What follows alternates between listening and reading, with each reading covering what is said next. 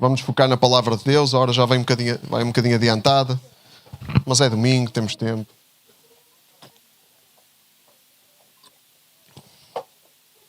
Nós da última vez falámos sobre, na semana passada, falámos sobre Romanos. Qual é o capítulo? Alguém se lembra do capítulo de Romanos?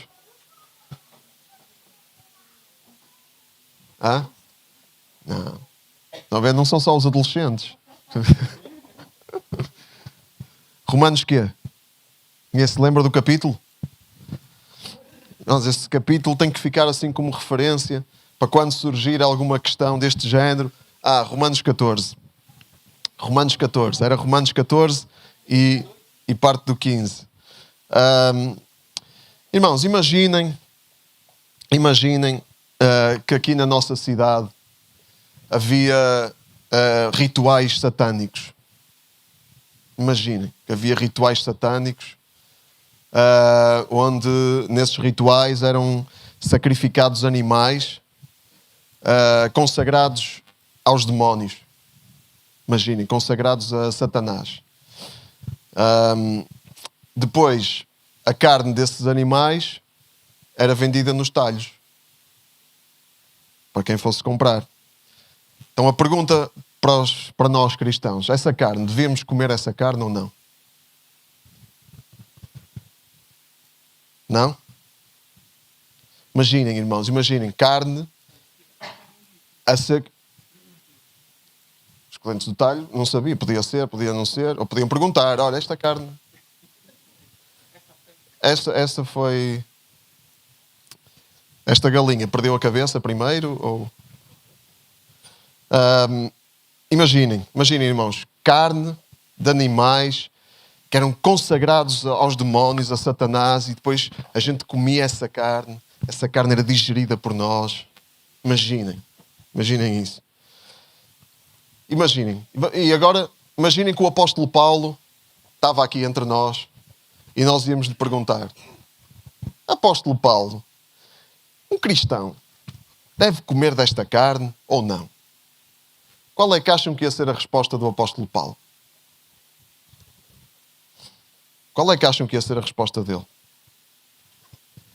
Mas tenho uma boa notícia: nós não temos que ficar a adivinhar qual é que é a resposta dele. Nós podemos saber com toda a certeza qual é a resposta dele, porque ele respondeu essa pergunta aos cristãos do primeiro século, nomeadamente em Corinto, mas em Romanos também. Então vamos à primeira carta aos Coríntios, capítulo 8. Primeira carta aos Coríntios, capítulo 8. Vamos ler do versículo 1 ao 13.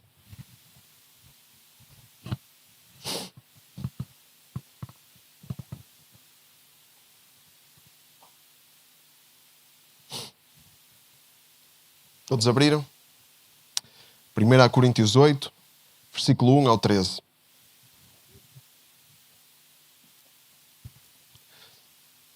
Tá? Quanto ao problema da carne oferecida aos falsos deuses, sabemos que todos nós temos conhecimento.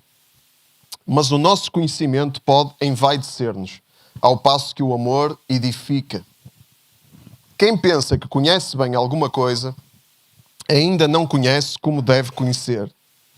Mas se alguém ama a Deus, é conhecido por Ele. Quanto ao comer a carne oferecida em templos de falsos deuses, sabemos que falsos deuses não representam absolutamente nada, pois Deus há só um. Embora se fale em deuses do céu e deuses da terra, como se existissem vários deuses e vários senhores, para nós existe um só Deus, o Pai. É dele que vêm todas as coisas e é para ele que nós existimos. E há igualmente um só Senhor, Jesus Cristo, por quem tudo existe e por quem nós vivemos também. Mas nem todos têm conhecimento destas coisas. Por força do hábito, alguns ainda têm tendência para pensar no falso Deus quando comem dessa carne. E com essa insegurança de consciência, vão pensar que cometem pecado. A verdade é que a comida não tem importância nenhuma diante de Deus. Lá por deixarmos de comer, não vamos perder nada. Nem vamos ganhar nada se comermos. Mas tenham cuidado, que esta liberdade a que têm direito não seja ocasião de pecado para os mais fracos.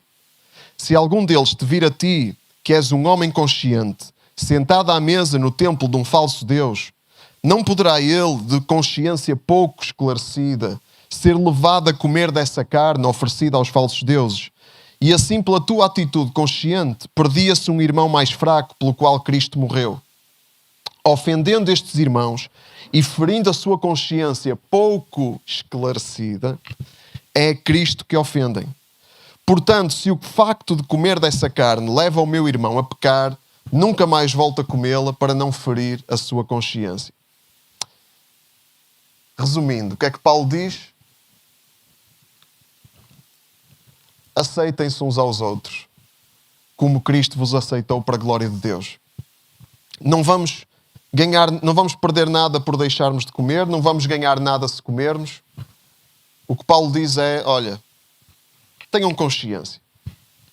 Tenham consciência. Tu que és esclarecido e que és uma pessoa livre na tua fé, estás à vontade, ok. Mas se alguém não está à vontade, não esfregues isso na cara do irmão. Não esfregues a tua liberdade na cara do irmão. Tem cuidado, porque há pessoas menos maduras. E isso não é diminuí-las, nem inferiorizá-las. É uma constatação de um facto. Há pessoas menos maduras que ainda não desfrutam da liberdade plena de ter uma fé num Deus que não é deste mundo. Não é? As coisas deste mundo passam, a comida passa. A comida, diz aqui, que não significa absolutamente nada. O que é que nos deve guiar, então, nas nossas escolhas? O que nos deve guiar nas nossas escolhas destas coisas que não são centrais na fé, é a nossa consciência, é a consciência de cada um. E não só a nossa consciência em relação ao que nós fazemos para nós próprios, mas em relação àquilo que nós fazemos, ao impacto que aquilo que nós fazemos tem nos outros que estão à nossa volta. Gostávamos mais que Paulo nos desse uma lista do pode e não pode. Gostávamos mais disso, não é? Era mais confortável. A gente ficava logo assim, descansados e esclarecidos. Mas não é isso que Paulo faz, nem é isso que a Bíblia faz. A Bíblia podia ser, e em muitas coisas é, principalmente naquelas inegociáveis, que não são questão de consciência, são questão de verdade absoluta. A Bíblia podia ser 100% clara, sem margem para interpretações. Como é em muitas coisas. Claro que nós, seres humanos, conseguimos distorcer tudo. Nós temos essa capacidade. Conseguimos distorcer as coisas mais claras e óbvias e evidentes. Mas a Bíblia não faz isso com tudo. Deus não faz isso com tudo. Porque Ele não quer pessoas que ajam como autómatos ou como marionetas. Ele não quer robôs que sigam apenas orientações. Ora, vai para aqui. Não, ele quer pessoas maduras que saibam fazer escolhas. Ok? Em consciência, não apenas pensando em si, mas pensando nos outros. Nós já falamos muito disto na semana passada, eu não vou repetir, mas recomendo a quem não esteve a semana passada que possa ouvir a mensagem que está online para ficar mais contextualizado. Mas nós hoje vamos resumir aquilo que falamos de Romanos 14 e uma parte do capítulo 15, porque em Romanos 14 Paulo fala exatamente da mesma coisa. Não é? Exatamente da mesma coisa. Ele logo, podem ir até Romanos 14, que vamos andar por lá. E em Romanos 14 Paulo começa logo assim, começa logo a falar exatamente disto. Porque ele está a falar de como os cristãos se devem relacionar entre si. Não é? Pessoas mais maduras na fé, mais com um caminho já feito, um caminho mais longo já feito, de crescimento, de amadurecimento. Outras mais verdinhas que ainda não têm a mesma, não chegaram ao mesmo nível de experiência com Jesus, ainda não perceberam muito bem o que é que significa a liberdade que há em Cristo, que é a liberdade que não é libertinagem, né? E daí a nossa, muitas vezes, dificuldade, que queremos evitar a libertinagem e em vez de irmos para a liberdade, vamos para a escravidão, né? Para evitar que reagimos a um extremo e vamos para o outro extremo. Também somos peritos nisso. Somos peritos em nos polarizarmos. Né? Basta olhar para o mundo de hoje e vemos isso claramente. Mas vamos resumir aqui em 3 pontos rápidos, 3 pontos fundamentais desta mensagem que está em Romanos 14 e 15. O primeiro, e que já vimos um bocadinho em 1 Coríntios. O primeiro ponto é o amor maduro, compreende a fragilidade dos fracos na fé e não julga os irmãos. No capítulo 14, Paulo apresenta a situação que temos vindo a falar, a convivência de cristãos que têm entendimentos diferentes, porque alguns têm a consciência mais esclarecida, usando a expressão de Paulo em 1 Coríntios, consciência mais esclarecida e consciência menos esclarecida. E devemos aceitar uns aos outros. É essa a mutualidade que estamos a falar. Aceitar e acolher uns aos outros. Alguns crentes são chamados por Paulo, fortes na fé, com a consciência mais esclarecida, e outros são chamados por Paulo fracos na fé, com a consciência menos esclarecida. E o que Paulo diz no versículo 1 é: deem bom acolhimento àquele que é fraco na sua fé. Deem bom acolhimento, sem discutir com ele sobre as suas opiniões. Ou seja, não vale a pena estarmos a tentar convencer as pessoas, de convencê-las logo de tudo aquilo, de todas as conclusões a que nós já chegamos. O principal é elas perceberem o que é central e fundamental na fé. Isso é que é o principal. O resto, muitas vezes, ou a maior parte das vezes, são distrações. São distrações. Por isso é que Paulo diz aqui, sem discutir com ele sobre as suas opiniões. Assim, por exemplo, isto é um exemplo. Alguns pensam que podem comer de tudo. Outros têm uma fé mais fraca, só comem legumes. Lá está, comiam só legumes para não arriscar a comerem alguma carne que tivesse sido sacrificada aos ídolos, que há muito espiritual aí, nessas práticas havia muito espiritual. Não é? Por isso é que eu usei o exemplo dos demónios, porque o diabo trabalha na idolatria, não é? E para desviar as pessoas de Deus. Então, estes irmãos ainda estavam muito presos à religiosidade. Tanto os pagãos, os do mundo grego, que não eram judeus, tinham chegado à fé sem passar pelo judaísmo, e então eles estavam presos àquelas práticas da religião, que é universal, não é? A religião universal. Podes, não faças, não. Isso é universal. E os judeus estavam presos à lei do Velho Testamento, não é? À lei de Moisés, que Jesus tinha vindo atualizar.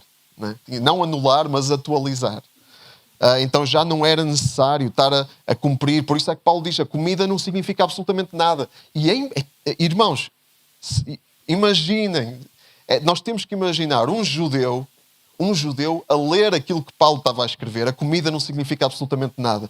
Irmãos, leiam a Torá, leiam o Pentateuco, os 5 primeiros livros da Bíblia, e vejam quanto texto é dedicado à comida.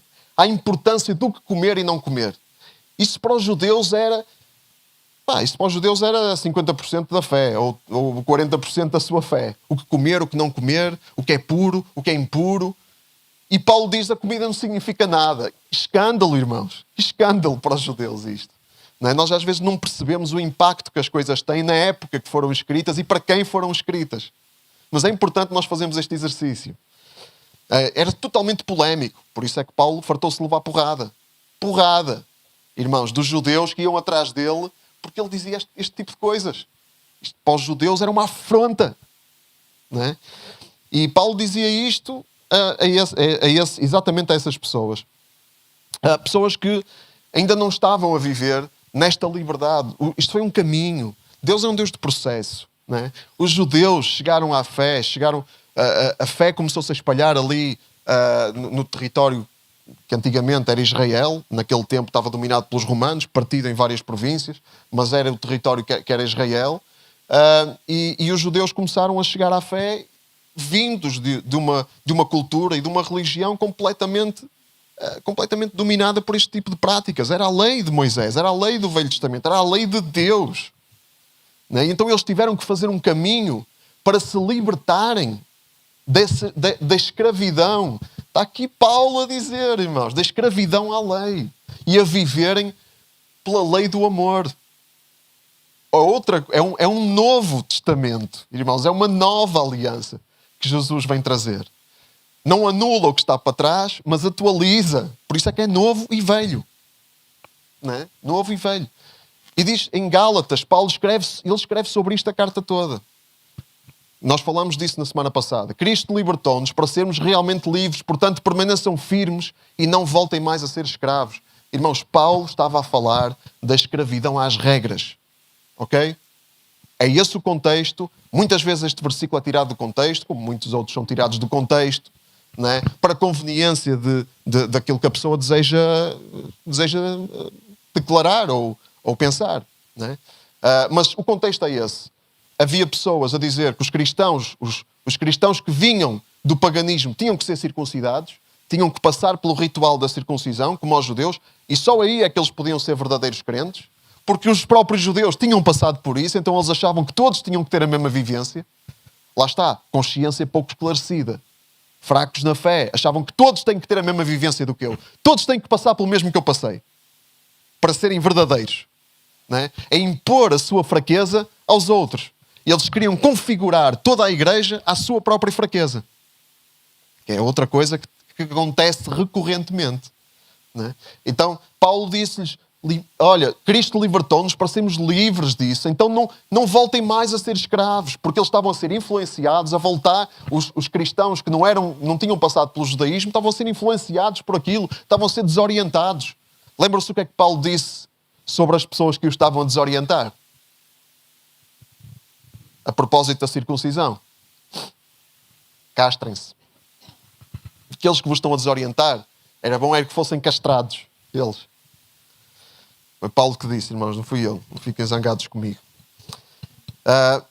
Então Paulo, ele estava a escrever isto porque os irmãos menos maduros tinham dificuldade em viver segundo a liberdade cristã. A liberdade do amor. Que o amor já não está preso a regras. O amor não é libertinagem, lá está, não é fazer tudo o que dá na gana e ignorar as consequências. É priorizar aquilo que é prioritário. E Paulo também nunca disse, olha, quem é circuncidado tem que deixar de ser, até porque isso também não era possível, só se fossem castrados mesmo, não é? Mas Paulo nunca disse isso. Quem é circuncidado, ok, tranquilo. Agora, não venha impor essas regras a quem não é, porque isso não é importante. Paulo disse, a verdadeira circuncisão é do coração. É o coração que importa. É a transformação que importa. Não é fazer isto ou fazer aquilo, ir aqui ou ir ali, ir àquele sítio especial, uma peregrinação aqui, uma peregrinação ali, comer isto ou comer aquilo, não comer isto e não comer aquilo, ouvir isto, não ouvir aquilo. Então Paulo ensina-nos a não julgar uns aos outros. E está aqui, irmãos, desculpem, eu enganei-me aqui, é Romanos 14:3, a referência, mas o versículo é este. Aquele que come de tudo não deve desprezar o que deixa de comer certas coisas. E aquele que não come alguns alimentos não deve criticar o que come de tudo, pois também este é aceito por Deus. Aceitem-se uns aos outros. Acolham-se uns aos outros. Isto é um chamado à humildade. Vamos ser humildes. Não temos que impor todas as nossas convicções do que eu acho importante fazer ou não fazer. Não temos que impor isso aos outros. Nestas coisas que não são coisas essenciais do caráter, do coração. E hoje, por exemplo, ainda há essa discussão, mas já houve mais essa discussão, de que só se pode ouvir música cristã, não se deve ouvir música do mundo. E o que é que nós devemos dizer a isso? Olha, quem quer ouvir só música cristã, força, esteja à vontade. Não é obrigado a ouvir o que não quer, ou só o que quer. E quem quer ouvir música de todo o tipo, ouça. Tranquilo. Aceitem-se uns aos outros. Quem acha que é um cristão nunca deve beber uma pinga de álcool, não beba. Não beba, tranquilo. E quem se sente livre para beber e que de forma razoável, não é, e moderada, tranquilo também. Aceitem-se uns aos outros. Ok? E não vamos tentar impor regras exteriores uns aos outros. O amor requer este tipo de atitude. Paciência, compreensão, flexibilidade, ser flexível, conviver com a diferença, conviver com a diversidade, conviver com pessoas que pensam diferente de mim, que educam os filhos diferente do que eu educaria, que têm hábitos que eu não teria. Claro que depois há limites, não é? O que é que impõe esses limites? O que impõe esses limites é o amor. Não é? Se eu não sei beber e me embriago quando bebo, é bom que alguém me diga alguma coisa. Não é impor, não é impor uma regra. É dizer, olha, isso não é bom, não te está a fazer bem. Não é? Se calhar tens que... Irmãos, e a mensagem de Paulo aqui, nestas passagens, é esta, do ponto 2. Não nos devemos deixar dividir por questões não essenciais à fé. Não nos devemos deixar dividir por isso. Nós, da última vez, falámos de algumas coisas não essenciais na nossa vida de fé. Não significa que não são importantes. Não são essenciais. Falámos e apresentámos este gráfico. Não é? O que é que tem que estar no centro? O que é essencial, fundamental e inegociável? O que é fundamental e inegociável é Cristo e a sua obra de salvação na cruz.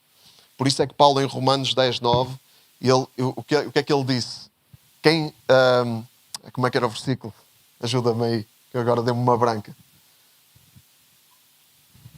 Se com os teus lábios confessares que Cristo é Senhor e no teu coração crês que Deus o ressuscitou dos mortos, serás salvo. Essa é a verdade, essas são as verdades essenciais para a salvação. Isso é o essencial. Isso aí nunca pode ser negociado. Cristo nunca se pode pôr em causa o senhorio de Cristo, nunca se pode pôr em causa a sua obra de salvação na cruz, nunca se pode pôr em causa a sua ressurreição. E confessar isso e crer nisso de coração, isso é que é absolutamente inegociável e central e fundamental na fé. Depois o resto, irmãos, as regras religiosas, os hábitos, que não deixam de ter o seu lugar, ok? Mas não devem ser o nosso foco. Os estilos de louvor, se é vibrante, se é mais acústico. As tradições, as doutrinas não essenciais, doutrinas em que cristãos igualmente fiéis e que amam igualmente a palavra de Deus e a Bíblia chegam a conclusões diferentes, e já vamos dar um exemplo disso. Usos e costumes, o que vestir, o que não vestir. Irmãos, Paulo diz que nós recebemos um espírito de bom senso e moderação. Não é? Bom senso e moderação. Exercitar o bom senso, não é? Enfim, é maturidade. E dissemos isto.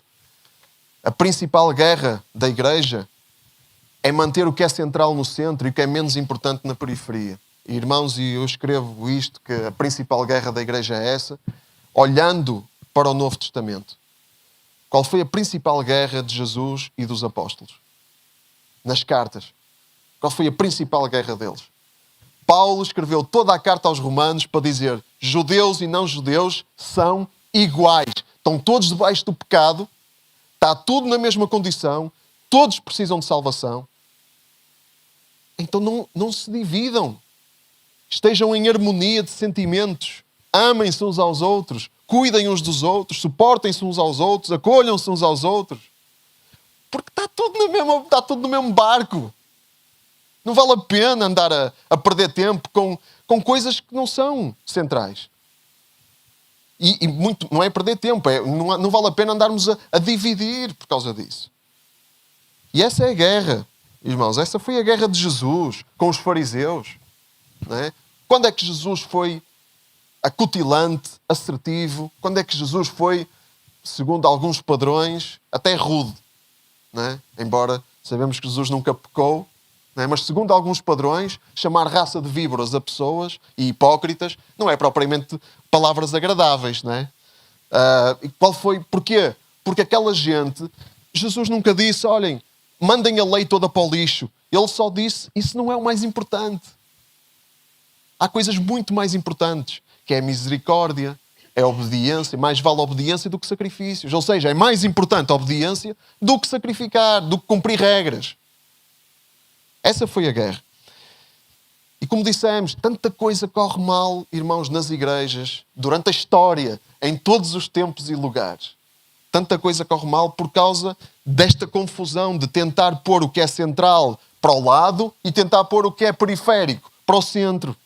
Esta troca de prioridades. Isso, e pronto, e por isso talvez, não é talvez, há tantas denominações diferentes, né? Às vezes as diferenças são pequenas, mas há diferenças e enfim, e eu não digo que, eu não quero dizer que as denominações não têm o seu lugar, ou que isso não é de Deus. Irmãos, não vamos por aí, vamos respeitar, mas realmente eu acredito que há coisas sobre as quais não vale a pena nós dividirmos. E acho que a Bíblia também nos ensina isso. E esta questão da carne é um exemplo ótimo disso. De perspectivas diferentes têm que ser respeitadas. Não é? Paulo diz: o que tu achas pessoalmente deve ficar entre ti e Deus. Este versículo é ótimo. Não é? Pessoalmente sobre quê? Sobre coisas que não são assim tão importantes. Deve ficar entre ti e Deus. Feliz aquele que não tem de se condenar a si mesmo pelo que escolhe.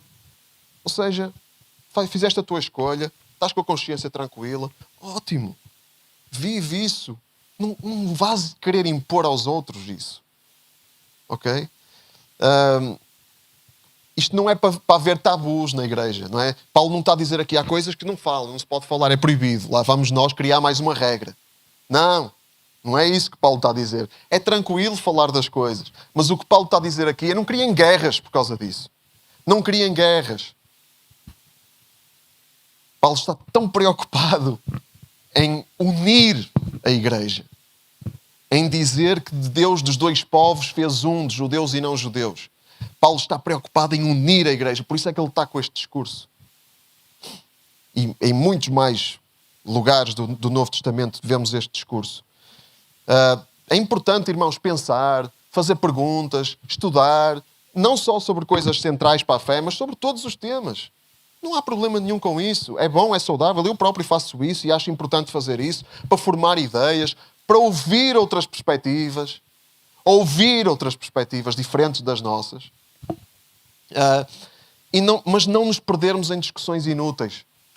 Tito, que era um discípulo de Paulo, recebe uma carta de Paulo e nessa carta Paulo diz-lhe isto: esta palavra é verdadeira, portanto quero que insistas nisso para que aqueles que tinham fé em Deus se interessem por praticar o bem. Isto é bom e útil para toda a gente. Mas evita, atenção aqui, evita as discussões sobre coisas insensatas.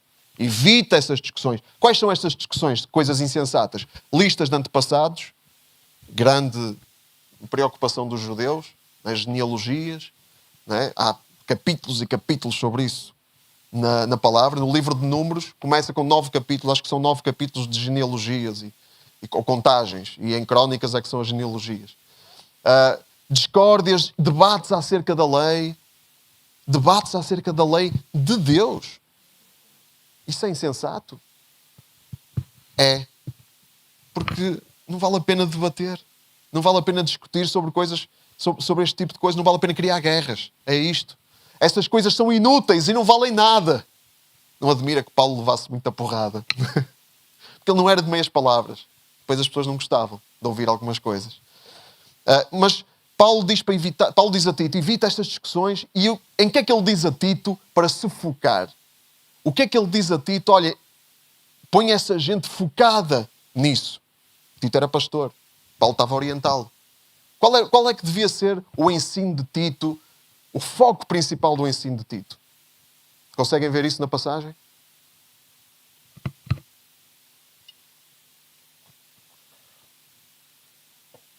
Insiste em quê?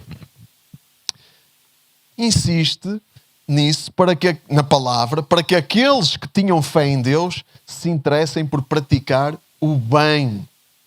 Isto é bom e útil para toda a gente, em contraste com o resto que é inútil e não vale nada. O que é bom e útil? Praticar o bem. E o que as igrejas fazem, muitas vezes nós fazemos, é perder tempo com discussões sobre o sexo dos anjos, né? E perder tempo precioso em que podíamos estar a fazer o bem uns aos outros. Podíamos estar a abençoar uns aos outros. Podíamos estar a abençoar outras pessoas. Mas escolhemos perder em guerrinhas. E é trágico.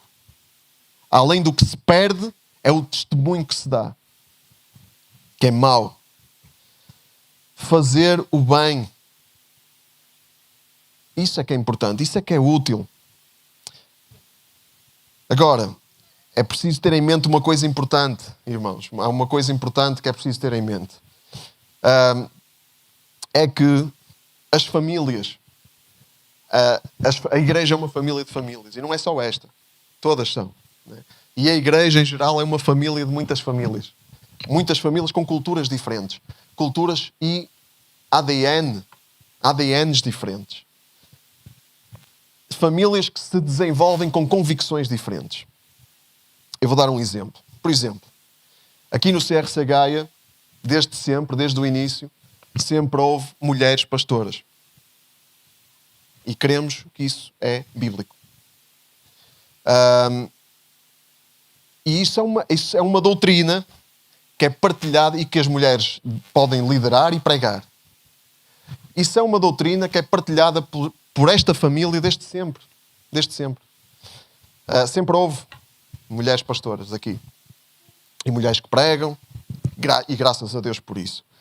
Agora, se formos ali a uma família próxima de nós, por exemplo, ali à Igreja Batista de Vila Nova de Gaia, dos nossos amigos, pastor Daniel e Cátia,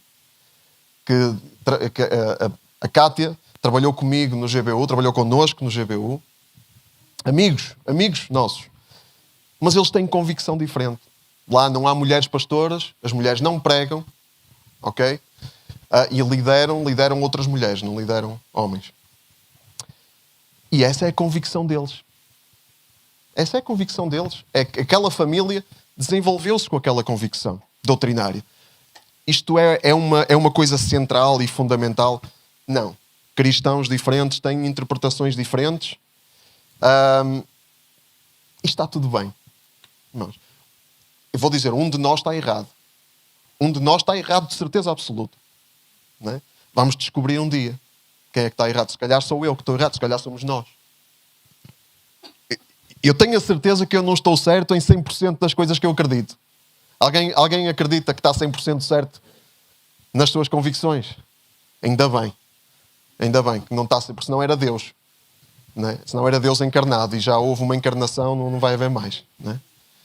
Então, ninguém está 100% certo. Se calhar sou eu que estou errado. Mas esta é a minha convicção. Se calhar amanhã vou mudar sobre esta e outros temas. Estou sempre a aprender. Nós estamos sempre a aprender. Quem para de aprender, morreu. Já morreu. Não é? Então, pode mudar. Agora, este é o nosso DNA. Aqui é o nosso ADN. Esta família é assim. Portanto, cada um tem liberdade de pensar como quiser, mas nesta família, esta e outras são as nossas convicções. Ok? E quem está aqui tem que respeitar essa convicção. Tem que respeitar, porque é a nossa convicção. Não é? Como nós demos o exemplo a semana passada, não vamos à casa de outras pessoas querer mudar as regras na casa das outras pessoas. Não faz sentido. Não é? Eu chego a casa, vou à casa de alguém e digo, olha, vocês deitam-se muito tarde, deitem-se mais cedo. Não é? Eu vou-vos revelar o que é correto. Vocês comem muitos fritos, comam menos fritos. Não é? Não faz sentido, irmãos. Eu chego à casa de alguém, vou respeitar as convicções. E se eu passo a viver lá... Olha, eu agora tenho uma experiência fantástica, incrível. Estou a viver em casa dos meus sogros há 4 meses. Glória a Deus. Glória a Deus. Irmãos, eu estou na casa dos meus sogros, eu tenho que me sujeitar às regras na casa dos meus sogros. à convicção, da convicção deles, ao ADN da casa deles. Espero estar a fazer isso. Eles estão aqui e sabem. Tem que ser, irmãos, porque é a casa deles. Né?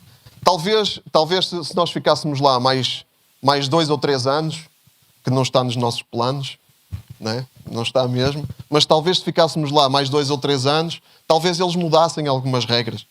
E até algumas dessas mudanças a gente, pronto, até agradasse. Né? Mas podiam não mudar. E se não mudassem, a gente tinha que continuar lá a respeitar a forma como as coisas funcionam em casa deles.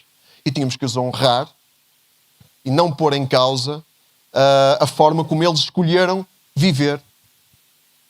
Nas igrejas é a mesma coisa, irmãos. Igreja é família. Okay? Portanto, neste exemplo que nós demos, toda a gente é livre para não acreditar que as mulheres podem ser pastoras. Mas tem que honrar a pastora desta igreja. Ok? Porque é assim, as coisas funcionam assim. E podemos falar de muitas outras hipóteses. Mas vamos avançar porque a hora já vai adiantada. Muitas outras situações, mas vamos avançar. Irmãos, e estamos aqui a falar disto, mas o que nós desejamos mesmo aqui no CRC Gaia, e estou a falar disto porque é um exemplo aleatório, irmãos. Aleatório. Eu tenho amigos queridos, muito queridos, que pensam assim, e eu amo-os e aceito a forma deles pensarem, e sou sensível até aos argumentos deles. Porque há argumentos até interessantes, mas depois de eu examinar os argumentos, eu creio nisto. Pronto.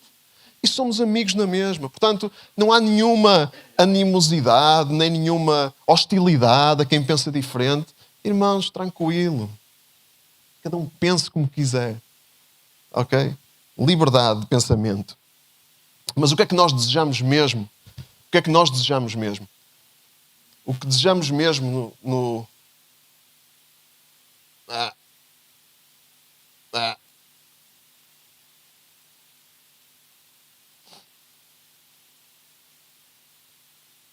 que nós desejamos mesmo no CRC Gaia, que faz parte da nossa visão, é que Cristo esteja no centro.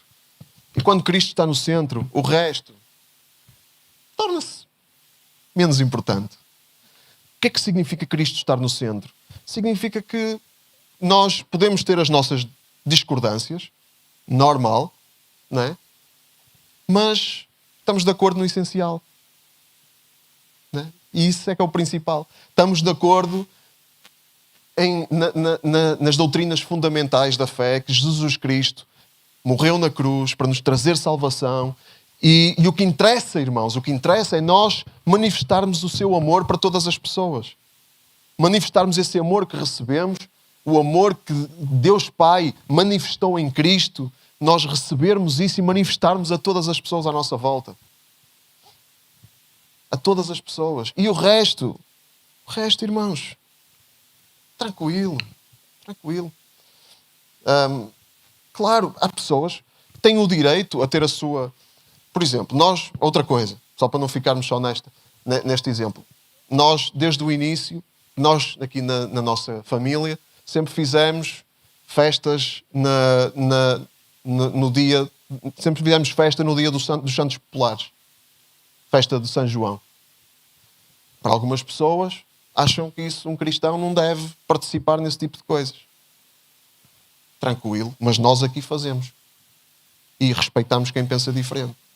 E vamos continuar a fazer. Não é? Até ao dia que porventura, se Deus nos revelar alguma coisa diferente, mas para já não revelou ainda. Portanto, vamos continuar. Não é? Para alguns cristãos, olha, uma vez partilhei, o Benfica foi campeão e eu fui para a festa do Benfica. É um escândalo. Não é? Para algumas pessoas foi. Eu pus um vídeo da festa do Benfica. E este ano, se Deus quiser, lá estarei outra vez. Temos que acreditar, não é?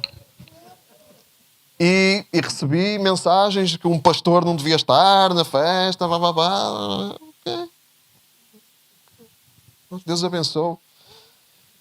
Mas isso para mim Não subscrevo. Não subscrevo essa perspectiva. E não vale a pena perder tempo com isso. Agora, o que é central? Só um exemplo, e eu sei que a hora vai adiantada, mas só um exemplo daquilo que é central e inegociável, porque também é importante a gente refletir sobre isso, e depois também é importante a gente ir pensando juntos, ao longo da nossa caminhada, sobre o que é central e não é. E vamos ter também diferenças de opinião sobre isso, não é? Faz parte.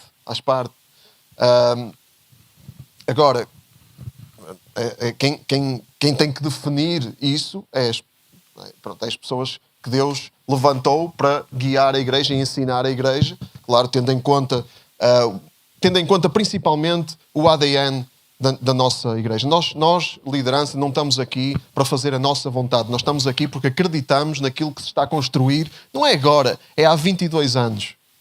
E mais do que isso. Nós acreditamos nisso. Não é para fazer a nosso belo prazer. Não, é continuar o caminho que já foi feito antes de nós estarmos aqui e esperamos que no futuro se continue a fazer o caminho que nós acreditamos. Que é ser uma família de famílias com Jesus no centro, onde todos são bem-vindos. E o nosso direcionamento como liderança é para isso. Não é para os nossos caprichos. É para isso. Só um parênteses. No fim do primeiro século, mais assim para o fim do primeiro século, estavam a aparecer umas doutrinas na igreja. E a primeira carta de João é escrita para responder a isso. Estavam a aparecer umas doutrinas chamadas as doutrinas gnósticas. Tinham várias... Era uma filosofia com várias ideias. E essas pessoas estavam nas igrejas. Essas pessoas infiltraram-se nas igrejas, começaram a ensinar. Lá está, não respeitaram. Não respeitaram nem coisas centrais, que eram coisas absolutamente inegociáveis. E João escreveu para pôr as coisas em ordem, para pôr os pontos nos is. E uma das doutrinas que eles tinham era que Jesus não tinha vindo, Jesus não era realmente um homem. Jesus era um espírito que tinha usado um corpo, pegou num corpo, usou um corpo, depois descartou esse corpo, e porque Deus não podia ter morrido na cruz. Então descartou esse corpo e foi esse corpo que morreu na cruz. E eles tinham outras doutrinas, outras ideias. Irmãos, qual é o problema? Qual é o problema de Jesus... de dizermos que Jesus não veio realmente em carne? Ele não era realmente um homem. Ele era um espírito que usou um corpo e depois descartou esse corpo. Há algum problema em acreditar nisso? Isso é um pormenorzinho. Há algum problema em dizer que Jesus não era mesmo um homem? Ele era um espírito que encarnou num homem e que depois mandou o corpo...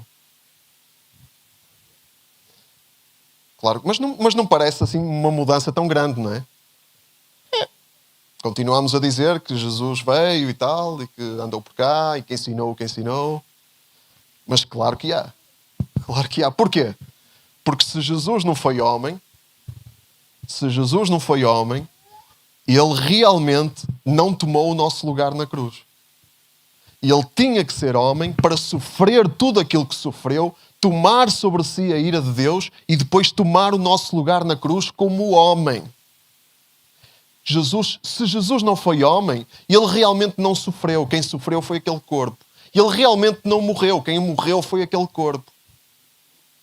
E isso estraga completamente o Evangelho. E parece uma coisa pequena.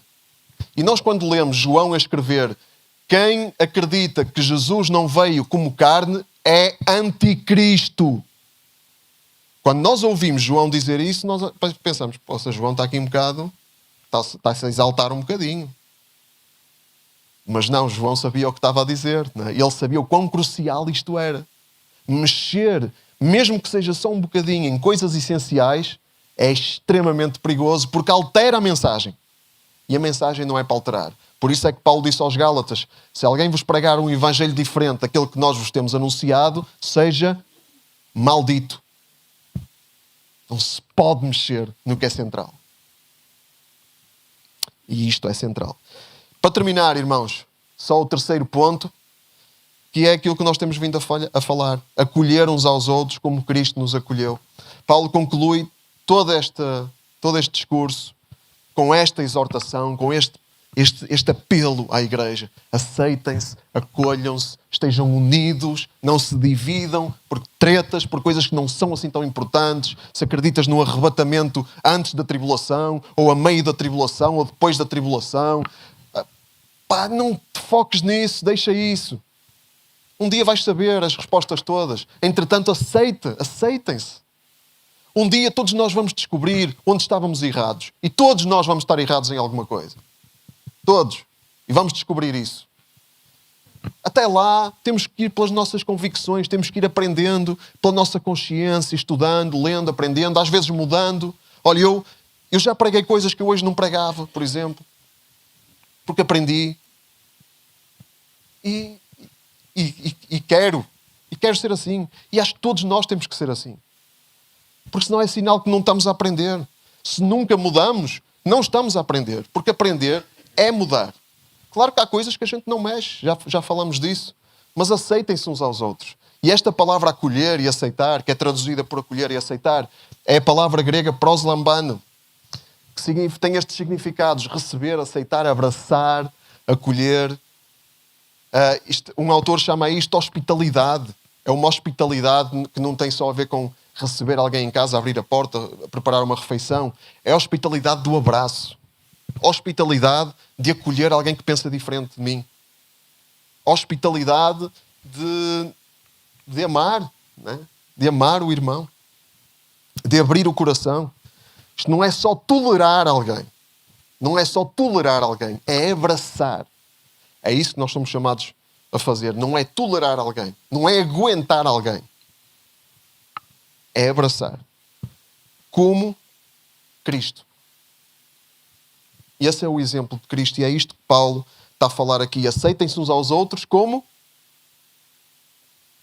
Cristo vos aceitou, como Cristo vos acolheu para a glória de Deus. Cristo acolheu-nos, e estávamos a falar disso a semana passada. Cristo acolheu-nos com todos os nossos erros. Eu lembro-me quando eu comecei na fé, como nós dizemos em gíria, tinha montes de pregos na cabeça, né?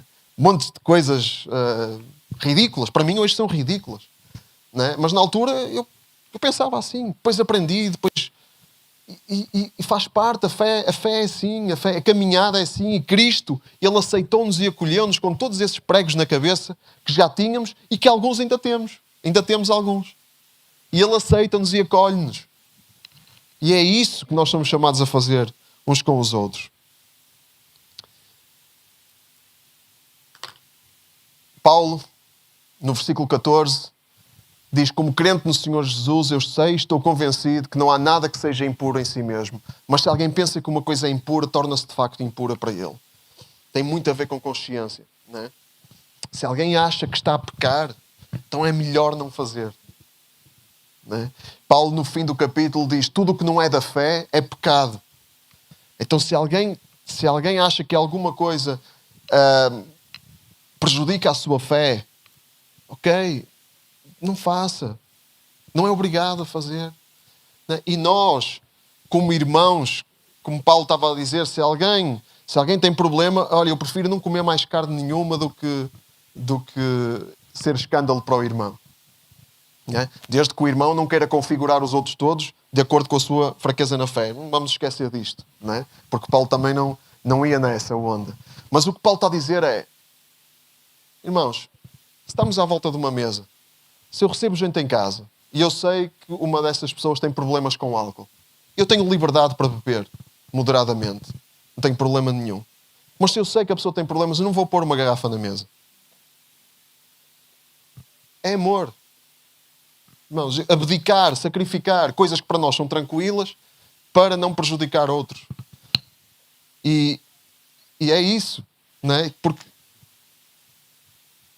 nós precisamos fazer esse exercício de amar o irmão. Está aqui. É melhor não comer carne, nem beber vinho, nem fazer nada que leve o irmão na fé a cair no pecado.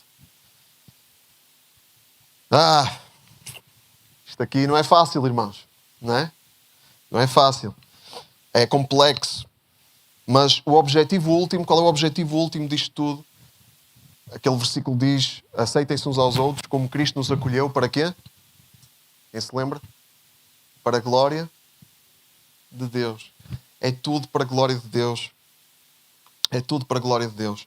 E Deus é glorificado na unidade. Na unidade. Unidade na verdade, porque tudo o que saia da verdade é falso. E Paulo, ele diz isto: esforcem-se por conservar a unidade que vem do Espírito, vivendo em paz uns com os outros. Vivam em paz uns com os outros. E a verdadeira unidade cristã não é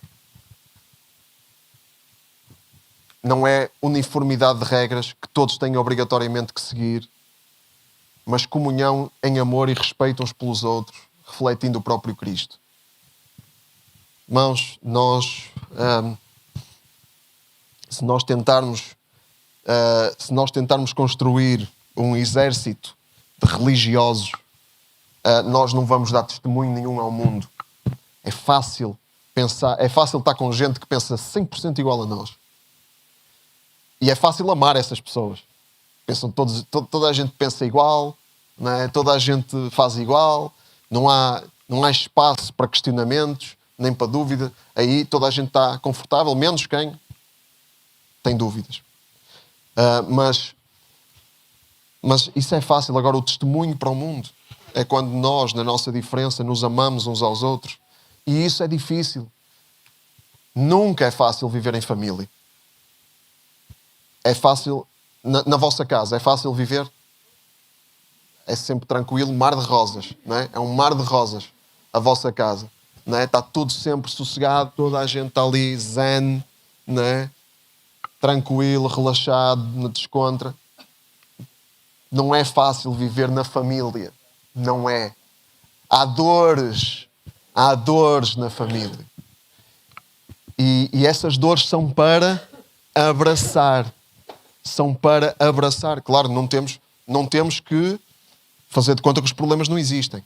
Atenção. Mas perceber que vai sempre haver dores. Vai sempre haver.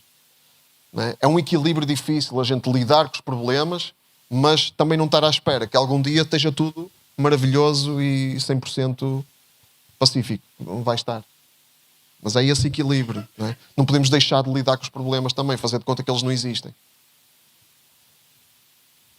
Nunca é fácil, mas é este o nosso objetivo, irmãos. Possamos ser uma família cristã e uma família de famílias, e não só nesta família aqui, mas com outras famílias, não é? que não se reúnem aqui connosco, mas que são família na fé também, e que possamos ser uma família de famílias onde a regra e a lei é o amor, a paciência, a prática, e a graça, o ambiente natural. Que seja um ambiente de graça, onde não estamos a vigiar o cumprimento dos outros de regras, mas onde também o amor também precisa de limites. Não é? E numa casa, numa família saudável, os responsáveis, as pessoas maduras da família, têm que pôr limites. Isso faz parte da vida saudável. Não é? Porque pessoas sem limites são pessoas desgovernadas na vida. Isso não é saudável, nem é amor. Não é? Mas que seja a graça o ambiente natural. Não para matar, não para destruir, mas para orientar, para cuidar, para levar até ao amadurecimento, para levar até à perfeição de Cristo. O amor põe limites, não para matar, mas para aperfeiçoar. Não é? Todos os pais aqui acho que sabem disso. Não é? Todos os pais aqui acho que sabem disso, e acho que toda a gente também tem esse entendimento. Vamos ficar de pé, irmãos, e vamos orar. E vamos pedir a Deus que nos faça viver neste registro sobrenatural, porque isto é caminhar na corda bamba, não é? A fé é corda bamba. E quando estamos confortáveis, quando estamos só confortáveis, irmãos, desconfiem. Desconfiem do conforto. Porque há momentos, sim, há períodos de conforto. Olha, agora estamos em altura de férias, né? Que sejam períodos de conforto e de descanso e de relaxamento. Há períodos assim, glória a Deus. Né? Mas quando esses períodos se estendem demasiado, vamos desconfiar do conforto. não é? Porque o crescimento não é confortável, nunca é, não é? E que Deus nos dê graça. Amém? Vamos orar. Pai, nós pedimos a tua graça, pedimos a tua capacidade, a tua capacitação para vivermos neste registro sobrenatural, neste registro desconfortável, neste registro em que temos de exercitar o nosso raciocínio, a nossa consciência, o nosso bom senso. Deus, e obrigado porque Tu nos dás essa liberdade, Senhor. Tu nos dás essa liberdade. E nós queremos desfrutar e aproveitar essa liberdade, Deus, e não viver na escravidão das regras e das leis, mas nós queremos viver e fazer o que fazemos porque temos uma identidade em Ti, como cantávamos, Deus, porque a Tua graça é assim que funciona. A Tua graça nos dá liberdade para nós desenvolvermos a nossa identidade, e uma identidade que vai estar em conformidade com o Teu amor, que vai estar em conformidade com os Teus princípios, com os valores do Evangelho, que vai estar em conformidade com o coração, Deus. E conforma o nosso coração com o Teu coração, Deus. Nós Te pedimos, Deus, para que não sejamos apenas observantes de leis religiosas, Pai, mas que sejamos pessoas que andam no Espírito, que são dirigidas pelo Espírito. Pai, pessoas que recebem revelação de Ti, que recebem de Ti conhecimento, recebem de Ti orientação, direção, porque são guiadas, que se deixam guiar, que se deixam pastorear, Deus, e que caminham em direção à perfeição que é Cristo. Pai, oramos para que a nossa igreja, a nossa família neste lugar ande nesse registro. Oramos para que as outras famílias aqui perto de nós, em Gaia, nos arredores e em todo o lugar, Pai, também tenham essa revelação e possam também caminhar em amor, no Teu amor, Pai, que liberta, na verdade que liberta, Deus, e que possamos também juntos estar em unidade, porque é isso que dá testemunho ao mundo de quem Tu és. O amor que nos une, a nossa unidade, testemunha de quem é Cristo. Pai, nós queremos isso para nós. Deus, em nome de Jesus, nós oramos, Pai. Amém.